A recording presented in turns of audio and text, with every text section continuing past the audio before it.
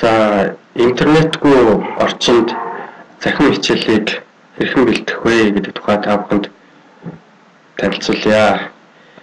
За интернетгүй орчинд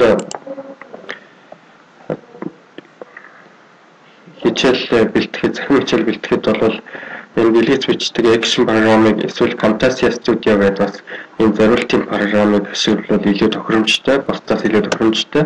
За энэ удаа би та бүхэнд Action програмыг танилцуулъя. Action програмын харагдах ерөнхий байдал бол яг ийм байдлаар харагдаж байгаа. За энд улаан товчлоор дээр дарж бичлэгийг эхлүүлнэ. Мөн яг энэ улаан товчлоор дээр дарж бичлэгийг дуусгана. За компьютерийн гар дээрээс keyboard-наас бол EPS тавчийг дарж эхлүүлж, мөн EPS тавчлуудыг дарж бичлэгийг зогсоож болдог. За тэгээд одоо бичих дэлгэцээ зөвхөн яг энэ тогтоосон хүрээнд доторхыг бичнэ гэвэл энийг сонгоно. Бүх дэлгэцийг тэр чигтэн бичиж гэвэл энэ голын товчлорыг дарах нь байна. За тэгээд дуу хоолойг бичих үгүй юу гэдэг бас эндээс бол сонгоод өгчнө. За дуу хоолой мэдээж бичих хэрэгтэй. Тэгээд энэ бол сонгогдчихсан байна. За эндээс видеоны төрөл өргөтгөлтийг сонгож өгнө. За MP4-оор сонгол арай хэмжээ нь арай бага хэмжээтэй бичигдэх боломжтой. За энэ одоо чанарыг л хэлж байгаа.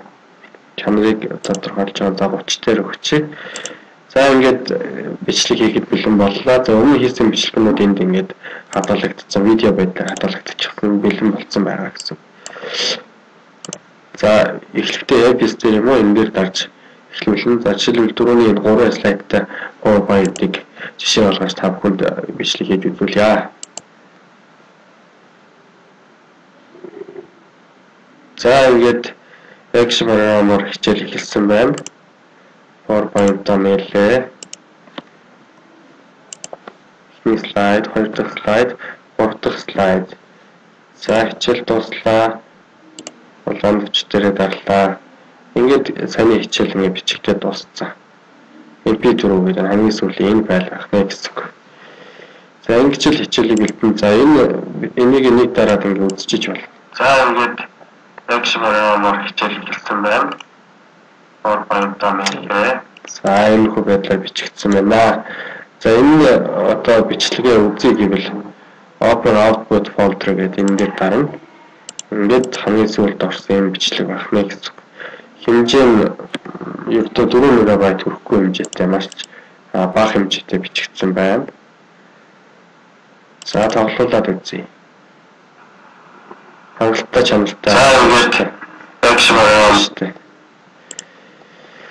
За ингээд бэлдсэн энэ хичээлээ та бүхэн шеэрлээд YouTube дээр байршуулж болно. Эсвэл Facebook дээр шеэрлэж болно.